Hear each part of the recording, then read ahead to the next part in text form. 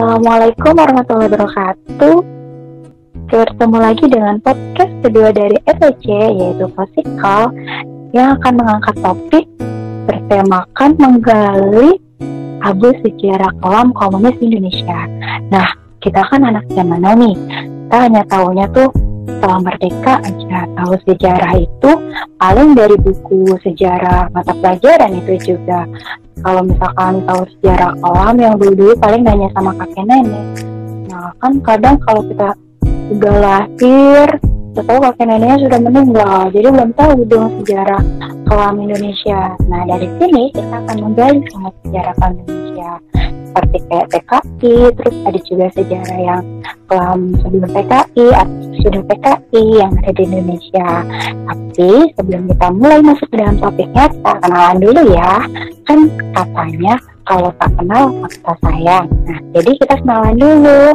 Nah kenalin, gue Wulan dari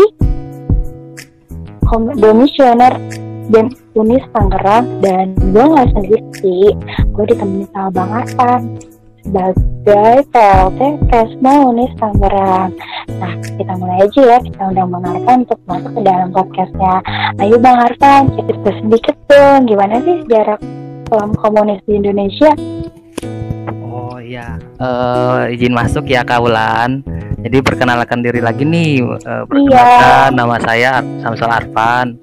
Saya selaku PLT Presiden Mahasiswa Unis Tangerang. Nah jadi gini Kak, mungkin langsung aja ya kita bahas mengenai topik yang sedang hangat pada kali ini, yaitu tentang komunisme. Nah apalagi khususnya tentang PKI nih Kak. Nah jadi yang saya tahu itu mengenai PKI ini adalah penggabungan antara dari gerakan buruh dan juga dari gerakan Marxis dan Lenin gitu Kak. Nah dan untuk dari Bapak Komunis Dunia itu yaitu kepada Bapak Stalin gitu Kak. Nah dan di Indonesia sendiri itu mulai masuk ke Indonesia itu diketuai oleh Bapak Tan Malaka dan juga Bapak Supomo gitu Kak. Seperti itu. Nah tambahan sedikit ya guys, ternyata PK sendiri tadi kan udah dibilang juga tuh sama Karvan, kalau misalkan partai komunis tersebut itu sebelumnya juga ada di luar negeri, kayak ada di daerah Tiongkok atau Uni Soviet, baru bisa masuk ke dalam Indonesia. Nah coba yuk kita dengerin lagi sejarah sedikitnya pas masuk dalam Indonesia Kak. Coba dong kasih tahu sedikit aja. Jadi sebelumnya untuk Partai Komunis Indonesia ini nggak hanya terjadi pada 30 September aja nih Kak. Jadi jauh sebelumnya itu sudah terjadi pergerakan. Nah untuk pada pertama kali untuk pergerakan Partai Komunis Indonesia itu pertama kali diketuai oleh Pak Musso dan Amir Syarifuddin. Nah Pak Musso ini dia 22 tahun nih Kak, dia kuliah di Moskow. Nah dia itu dari teman kosannya dari Bapak Soekarno gitu Kak. Dan pertama kali itu dari Musso dan Amir Syarifuddin itu melakukan pergerakan itu di Madiun pada tanggal 18 September tahun 1948 gitu Kak. Itu sedikitnya sih, mereka ingin mendirikan negara Soviet Indonesia gitu sih Kak. Begitu, pantesan ya ada beberapa buku yang menyatakan bahwa Soekarno sendiri tersebut dibilang pro terhadap PKI. Ternyata yang itu tuh Pak Musso sendiri sebagai teman dari kamarnya Pak Soekarno yang menjadi bisa dibilang pelopor ya dalam partai komunis tersebut. Nah dari situ saya juga bisa tahu guys, kalau misalkan belum tentu partai tersebut itu bisa bilang pemberontakan ya Kak. Ada lagi nggak selain maksudnya pro atau kontranya dari partai tersebut? Mungkin kita cerita tentang pergerakannya dulu mungkin ya Kak. Jadi biar lebih enak dulu, baru nanti akan disimpulkan mengenai pro dan kontranya itu seperti apa gitu Kak. Kalau saya sih menyarankan seperti itu Kak. Iya.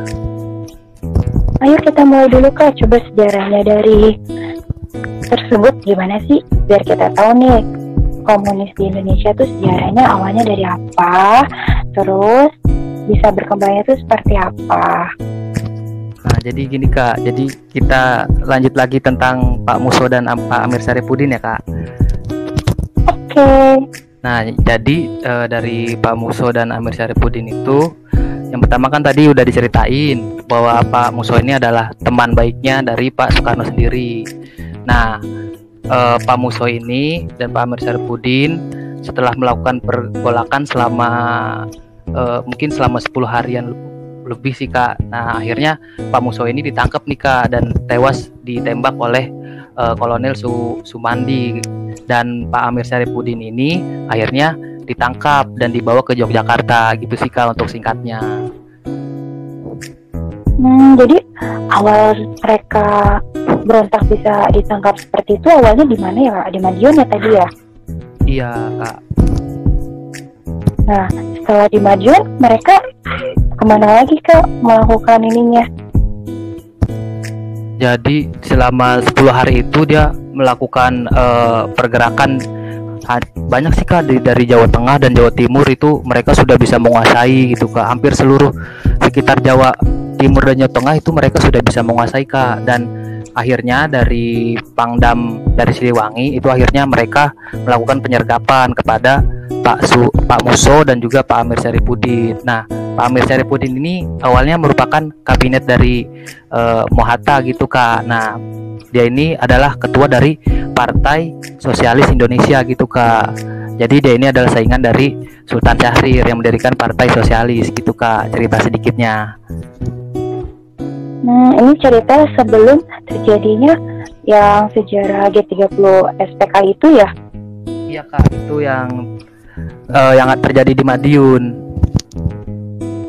Jadi gitu guys. Jadi pertama sejarahnya komunis itu sebelum adanya G30 SPKI itu ada di Madiun dulu tanggal 18 September. Nah, setelah itu baru ada di 30 September. Gimana sih Kak waktu sejarah 30 Septembernya? Nah, untuk yang tanggal G30 SPKI mungkin yang biasa kita dengar itu ada tiga orang yang memimpin gitu Kak. Yang pertama adalah Letkol Untung, yang kedua adalah Kolonel Latif, dan ketiga adalah Brigjen Supandi gitu Kak. Nah, jadi awal permulanya itu pertama Bung Karno tahu nih Kak. Bung Karno tahu bahwasannya pada saat ingin melakukan pergerakan itu Bung Karno tahu dari Ahmad Yani gitu Kak. Jadi bahwasanya mau ada kudeta untuk melengsarkan dari Bung Karno gitu Kak. Nah, akhirnya Ahmad Yani itu dipanggil nih Kak oleh Bung Karno dan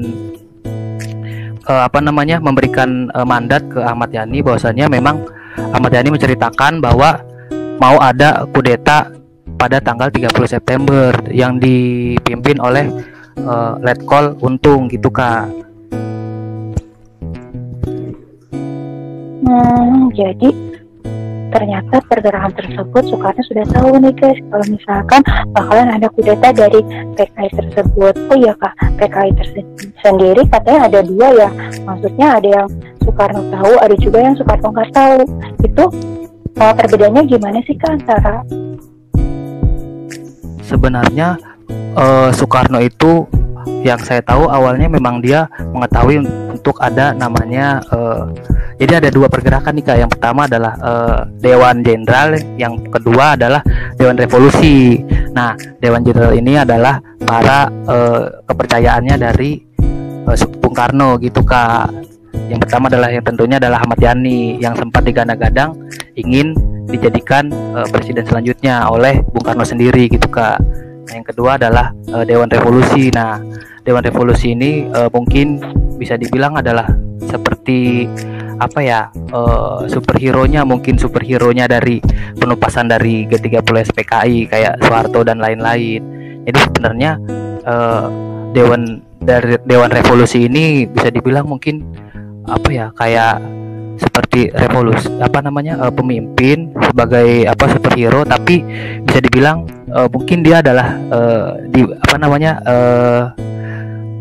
pelakunya, mungkin bisa dibilang seperti itu sih Kak yang saya tahu, karena tidak mungkin bisa seorang Jenderal Soeharto itu bisa dalam satu hari bisa menumpas gerakan G30 PKI tersebut, dan sedangkan dari ketiga orang yang tadi yang saya sebut itu mereka adalah anak buahnya dari Presiden Soeharto, Jenderal Soeharto gitu Kak. Jadi ada dua ya Kak, ada dua gerakan. Yang pertama gerakan jenderal atau gerakan yang Bung Karno sendiri tahu atau orang kepercayaannya lah, dan yang kedua ada gerakan revolusi. Nah Kak, yang jadi pemberontakan itu dari gerakan revolusi ya. Nah itu kan katanya usut kalau misalkan itu tentang yang jenderal-jenderal pada dimasukin ke dalam lubang buaya. Nah itu kan kisahnya dalam satu malam ya Kak. Coba dong cerita sedikit gimana ceritanya sampai jenderal-jenderal kok bisa sih dimasukin ke dalam lubang buaya sampai ada monumennya ya guys. Iya bener Kak. Jadi ayo Kak cerita dikit. Jadi gini ya, saya cerita yang saya tahu aja ya teman-teman. Jadi kalau misalkan saya salah nanti tolong dikoreksi juga. Jadi gini teman-teman, pada 4 jam sebelum pergerakan itu memang sudah dibuat para pasukan nih, para pasukannya ini memiliki sandi-sandi tersendiri. Jadi sebelum, mungkin di film-film juga udah ada tuh kan, ada yang ngejemput, ada yang ngebunuh, ada yang naruh di lubang buaya. Nah pasukan yang pertama ini adalah pasukan Pasopati. Nah dia ini bermarkas di Senko 1, berada di wilayah Komando Letnan Dul Arif. Nah yang kedua itu pasukan Pringgondani. Pringgondani ini di bawah Mayor Sujono dan bertanggung jawab terhadap angkatan udara. Yang ketiga adalah pasukan Bima Sakti. Nah dia ini di bawah Kolonel Latif sendiri Kak. Nah untuk yang jadi cara kerjanya adalah pasukan Pasopati ini yang dipimpin oleh Letnan Dul Arif ini, tugasnya adalah dia ngejemput dari beberapa jenderal-jenderal yang akan dibunuh gitu Kak. Nah untuk yang kedua adalah pasukan Pringgondani. Nah pasukan Pringgondani ini adalah dia yang melakukan eksekusi pada saat di lubang buaya. Nah yang ketiga ini adalah pasukan Bima Sakti nih di bawah Kolonel Latif. Nah tugasnya dia merebut RRI gitu Kak, kantor berita di Indonesia untuk mengumumkan bahwasannya komunis ini sedang kasarnya mungkin sedang aktif di Indonesia dan sedang melakukan gerilya gitu Kak. Jadi tugas-tugasnya mereka sudah dipersiapkan secara matang gitu Kak. Berarti sejarah waktu saat itu PKI tersebut udah punya konsep ya, mau ngelakuin apa aja dan tugasnya siapa aja, kelompoknya siapa aja, sudah terkonsep. Nah kenapa sih Kak kalau misalkan itu dari pihak jenderal sendiri tuh kan tadi kan disebutkan ada 2 gerakan. Nah gerakan jenderal sendiri itu seperti apa Kak gerakannya? Kalau ini kan kita jelasin kan tadi barusan tentang gerakan revolusinya kan yang menjemput-jemput jenderal. Nah kenapa sih mereka melakukan seperti itu? Sebenarnya mungkin menurut pandangan saya itu kan 3 orang itu merupakan anak buahnya dari Pak Soeharto gitu ya. Nah mungkin secara tidak langsung Pak Soeharto ini ingin menduduki jabatan dari seorang presiden itu sendiri, karena dari Bung Karno sendiri memang agak sedikit tidak setuju kalau untuk Soeharto menjadikan seorang presiden dan lebih memilih kepada 7 jenderal yang mati di lubang buaya gitu Kak. Mungkin karena Soehartonya sendiri ingin menjadi superhero, padahal mungkin bisa dikatakan mungkin dia adalah salah satu dalangnya mungkin ya Kak. Mungkin jadi gitu Kak. Jadi ada mungkin dia ingin menjadi seorang presiden tapi caranya seperti itu Kak. Itu sih Kak mungkin yang saya tahu sedikit sih Kak. Kalau menurut Kakak itu gimana Kak? Bener Kak? Kayak berarti kalau bisa dilihat didengar dari yang tadi Kakak jelasin ada beberapa unsur politik ya di dalam itu. Nah kalau misalnya itu guys kita nggak bisa mengambil kesimpulan ya, karena kan belum pasti juga sumbernya ya. Maksudnya sumber yang ada kayak misalkan ini kan hanya pemahaman kita dari beberapa arahan. Oh, 3 orang ini nih orang-orang dari Pak Harto nih, berarti Pak Harto mau ngedudukin nih. Soalnya pada saat itu Bung Karno tuh tadi kan sudah dibilang ya, mau mengangkat beberapa penggantinya dari beberapa jenderal yang sudah beliau percaya. Nah, ada juga yang berpendapat kalau misalkan Pak Soeharto itu tidak setuju kalau misalkan ada beberapa jenderal tersebut untuk naik menggantikan Pak Soekarno tersebut. Nah, bisa dibilang juga PKI tersebut ada karena dari beberapa siasat politik tersebut ya yang ingin menduduki kekuasaan pemerintah. Nah, coba dong Kak, kalau misalkan dari PKI tersebut kan gerakan revolusi itu bisa mereka bisa maksudnya digugurkan tuh pemberontakan, kena bahasanya ya kayak ketangkap para pemberontaknya. Itu seperti apa sih sejarahnya? Jadi sebenarnya jadi ini pasca setelah ini ya Kak, pasca setelah gerakan G30 SPK atau seperti apa Kak? Iya, kan tadi kan itu pada malam G30 SPKI kan, gitu, yang jenderal-jenderal dijemput dengan alibi pembohong ya guys. Jadi gue tambahin sedikit, kalau misalkan pada saat jenderal tersebut dijemput itu alibinya bilangnya Pak Bung Karno itu mau ngomong kan gitu, disuruh ngumpul, benar kan ya kayak jenderal tersebut. Makanya jenderal tersebut mau untuk ikut dibawa, ternyata mereka itu disekap guys, terus juga ada beberapa disiksa gitu. Sebenarnya filmnya ada sih ya, mungkin ada beberapa yang sudah menonton, dan itu durasinya panjang banget sampai 3 jam lebih. Pokoknya film Star Wars mah kalah, film Avenger mah kalah, pokoknya dia tuh sampai 3 jam lebih durasinya. Kalau yang udah menonton mungkin agak seru ya, karena kita tahu sejarahnya juga. Terus juga di situ emang film dulu, jadi agak mungkin kualitas gambarnya kurang, tapi di situ lebih jelas, nggak terlalu jauh juga sih. Jadi kita bikin tahu, oh ini loh sejarah dulunya, kelamnya dulu tuh sejarah Indonesia seperti ini. Nah, dari situ kita bisa lihat juga kalau misalkan ada beberapa jenderal yang bisa dibilang percaya banget sama Bung Karno, sampai dikasih tahu isu seperti itu aja langsung datang, padahal belum pasti ya kabarnya kalau misalkan disuruh datang tuh. Jadi mungkin itu sejarah singkatnya penjemputan atau terjadinya lubang buaya gitu, yang para jenderal dimasukin ke dalam lubang yang ukurannya kecil banget, dan itu dimasukin 7 jenderal ya Kak ya, langsung masuk semua. Iya benar Kak. Nah akhirnya gimana sih Kak bisa otomatis pemberontakan tersebut tertangkap dong? Cerita sedikit dong Kak tertangkapnya PKI. Jadi sedikit menambahkan nih, dari Kaulan tadi menambahkan tentang lubang buaya ya. Lubang buaya ini sebenarnya ada 2 sebenarnya kalau yang saya tahu. Yang pertama adalah lubang buaya yang di Pondok Gede, dan yang kedua adalah lubang buaya yang ada di Halim. Nah sebenarnya untuk lubang buaya yang terbunuhnya tentang 7 jenderal itu berada di lubang buaya di Pondok Gede. Nah sedangkan banyak nih sejarah-sejarah yang bilang bahwasanya lubang buaya itu hanya ada di Halim, padahal ada di Pondok Gede gitu Kak. Nah terkait tentang setelah G30 SPKI itu, nah pada malam harinya itu pada tanggal 1 Oktober, nah itu akhirnya RRI, Radio Republik Indonesia itu akhirnya diserahkan kembali Kak ke Kostrad. Nah akhirnya itu tidak ada perlawanan Kak. Dari sebelumnya untuk kolonel dari Latif itu kan menguasai tentang RRI gitu Kak.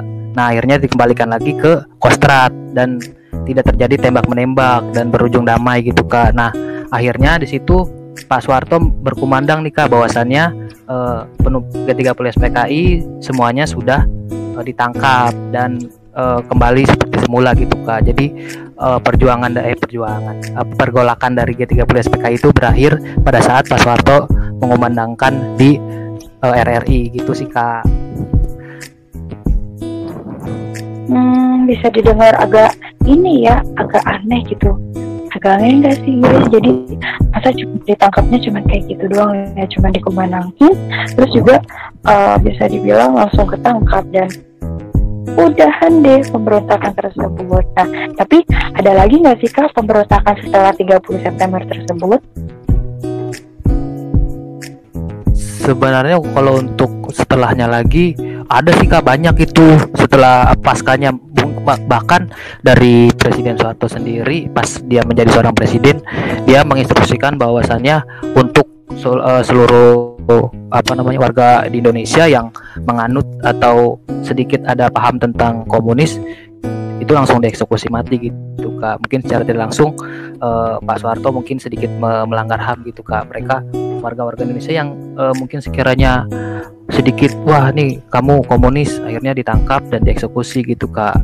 Jadi tanpa ada sedikit peri kemanusiaannya sedikit gitu sih Kak dari Pak Soeharto. Alhamdulillah ya guys, kita akhirnya zaman sekarang jadi bisa ngomongin bebas tentang sejarah komunis tersebut. Tapi nggak bebas-bebas banget sih, sama aja kita juga ada undang-undang UU ITE ya. Kalau misalkan kayak menyindir sedikit tentang pemerintah pasti ada yang kena hukuman. Jadi kalau misalkan itu perlu referensi ya guys, kalau misalkan mau cerita sejarah, dan juga harus hati-hati jangan sampai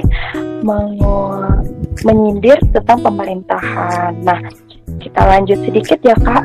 Nah, setelah itu kan dari PKI tersebut kan sudah bebas nih, sudah nggak ada nih yang namanya PKI dibubarkan.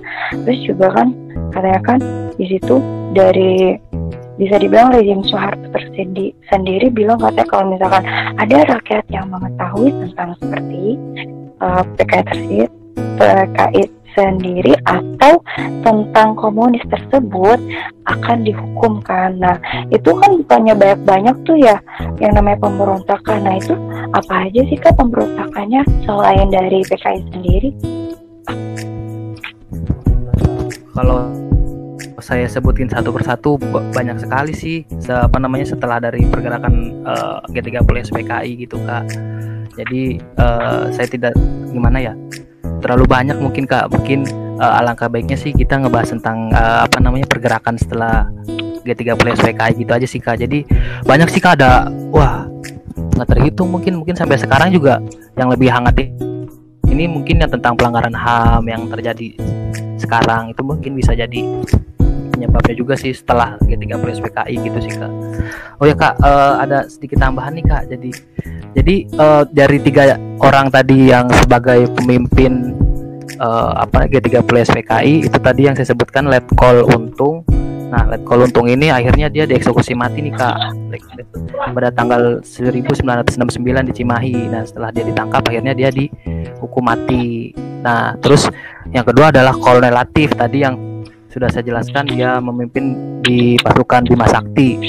Nah, dia ini ditangkap dan dihukum setelah sekian lama, dan dihukum itu pada tahun 1982 Kak. Jadi dari pada tahun 1968 sampai 1982 Kolonel Latif baru dihukum gitu sih Kak. Cerita mengenai 3 jenderal yang menjadi pemimpin di gerakan G30 SPKI itu sih Kak.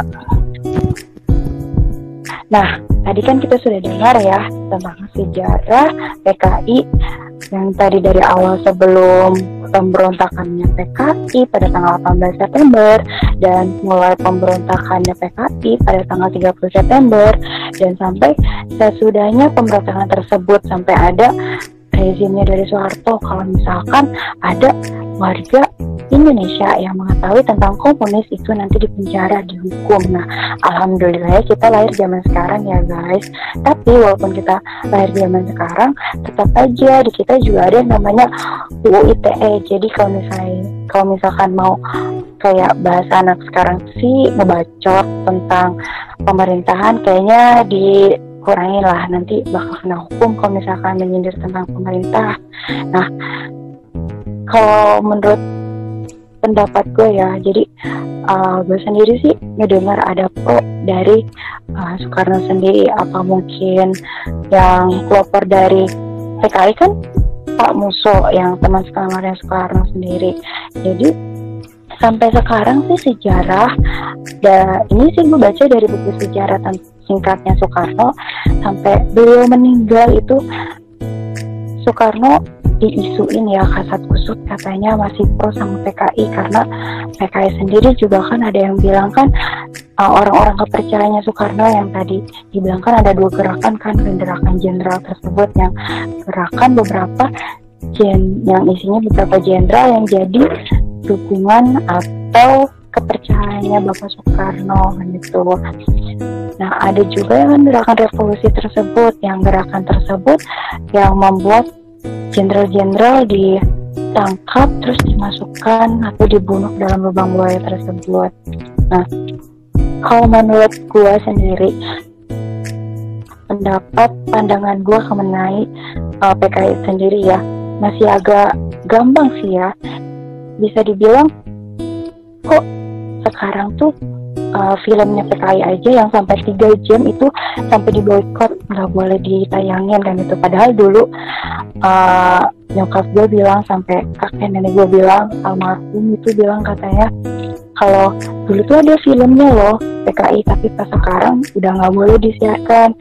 Kenapa tuh? Mungkin karena takut anak sekarang kan meniru, jadi takutnya meniru, akhirnya pemerintah menjadi rugi gitu. Kalau misalkan dibilang pro dari PKI sendiri, mungkin karena ada beberapa gerakan dari PKI yang menguntungkan rakyat Indonesia kan gitu, membantu rakyat Indonesia untuk lebih berkembang lagi yang menurut pandangan Pak Soekarno sendiri. Nah, kalau kontranya ya dari yang gue lihat dari sejarahnya yang diperlihatkan oleh sejarah yang diberikan oleh pemerintah tersebut, entah dari film atau entah dari buku mata pelajaran sejarah, itu kayak tentang PKI itu jahat, yang suka ngebunuhin jenderal besar kita tuh dibunuhin, dimasukin dalam lubang buaya gitu. Itu sih pendapat gue dari pandangan gue ya. Jadi PKI itu baik nggak sih, tergantung kita menyikapinya seperti apa, kayak lihat dari sudut pandangnya seperti apa, terus juga kita baca sejarahnya seperti apa, dari buku apa yang kita baca, dan dari perihal apa tujuan tersebut tuh. Kalau menurut dari Bang Arfan apa nih tentang PKI tersebut? Sebenarnya sih kalau dari saya pribadi memang tidak jauh beda sih sama dari Kaulan. PKI ini kan memang komunis khususnya ya. Awalnya didirikan itu kan memang pertama untuk mensetarakan antara kaum proletar dan borjuis gitu Kak. Jadi tidak ada kesetaraan. Memang awalnya baik seperti itu sih Kak. Mungkin balik lagi benar kata Kak Ulan, bahwa kita jangan memandang sesuatu itu berdasarkan kulitnya aja gitu. Jadi harus menilai secara dalamnya juga gitu, bagaimana pergerakan dari saya sendiri. Dan saya sendiri memang tidak, dalam artian tidak setuju dan tidak setuju, jadi saya berada di tengah-tengah mungkin ya, itu sih Kak. Jadi balik lagi sebenarnya fungsi dari awal PKI ini memang khususnya komunis memang untuk mensejahterakan antara kaum proletar dan borjuis gitu Kak. Jadi tidak ada kesetaraan, tidak ada antara kaum atas dan kaum bawah, jadi semua rata awalnya. Mungkin yang jadi masalah adalah terkait dengan Bung Karno sendiri, memang terlalu Bung Karno itu mungkin terlalu sangat dekat mungkin dengan khususnya dengan DNA Aidit dan juga dengan Pak Musso sendiri gitu, yang jelas-jelas membawa pergerakan yang bisa dibilang sih mengacaukan Indonesia sendiri gitu Kak. Mungkin karena kedekatan yang sangat emosional tersebut, mungkin Bung Karno mungkin bisa sedikit bisa dibilang agak sedikit berbau komunis gitu sih Kak, berbau ke PKI khususnya gitu sih Kak. Nah, tambah sedikit ya guys. Jadi kan kita ada yang tahu nggak kalau tanggal 1 Oktober tersebut ditetapkan sebagai Hari Kesaktian. Nah, pada masa pemerintahan Soeharto itu dibuatkan yang namanya film mengenai kejadian tersebut dan ditayangkan di seluruh televisi. Tapi sekarang yang tadi sudah gue bilang ya, sekarang film tersebut udah nggak ada lagi kan itu.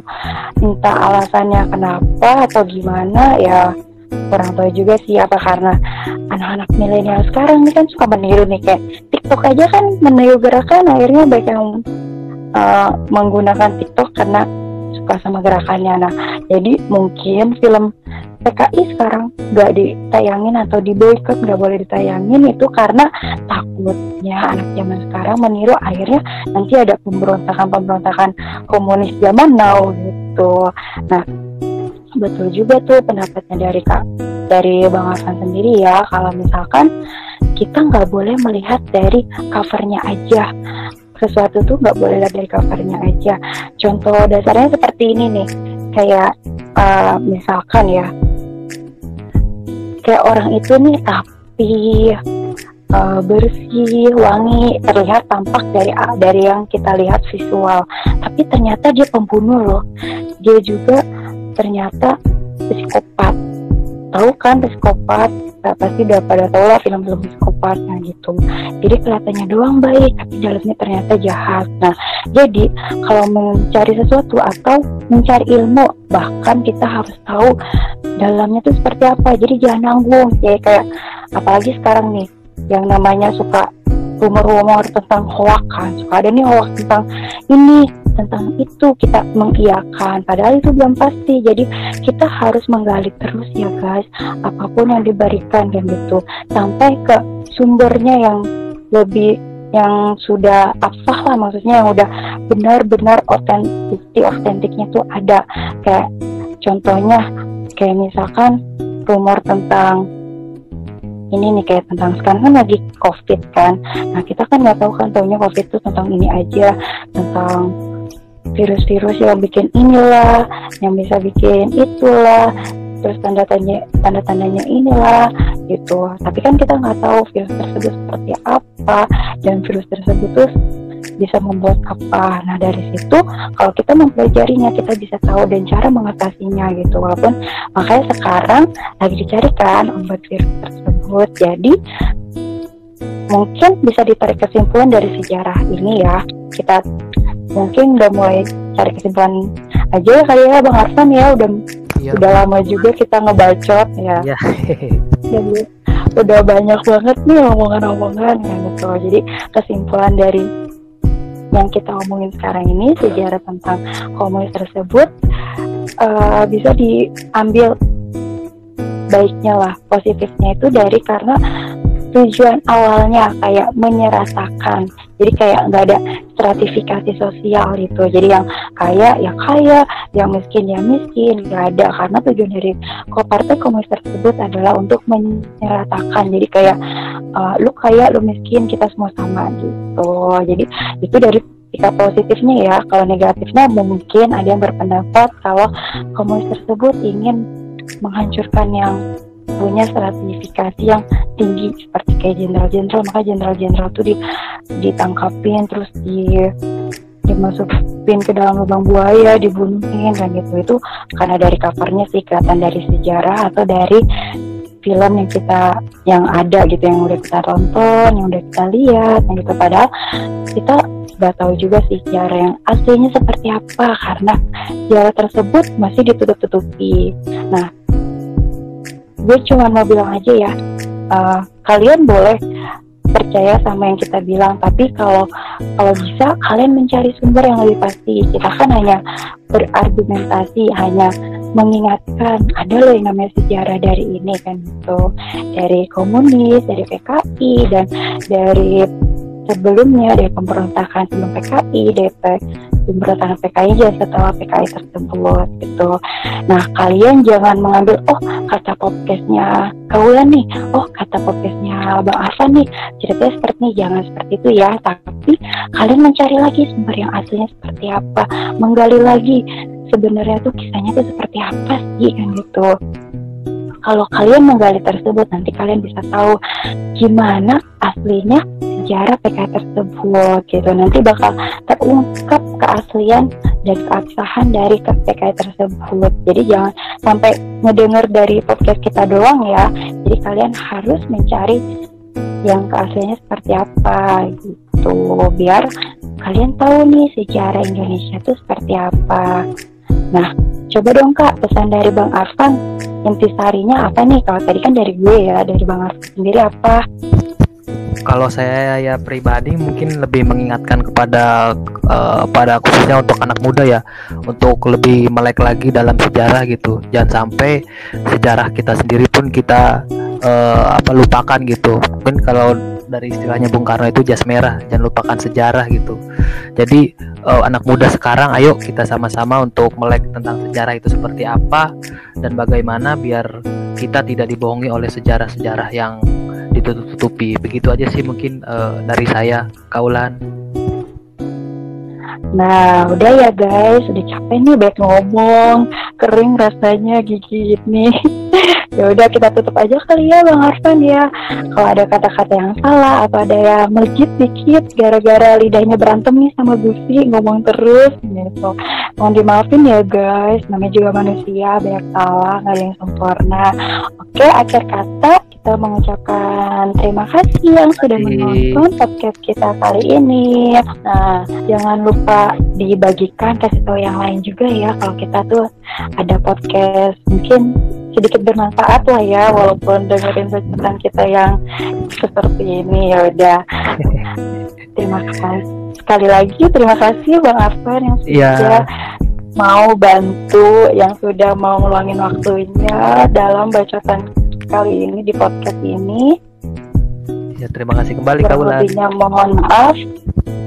Kurang lebihnya mohon maaf ya kalau misalkan ada kata-kata. Ada yang mau diomongin lagi nggak nih Bang Arfan?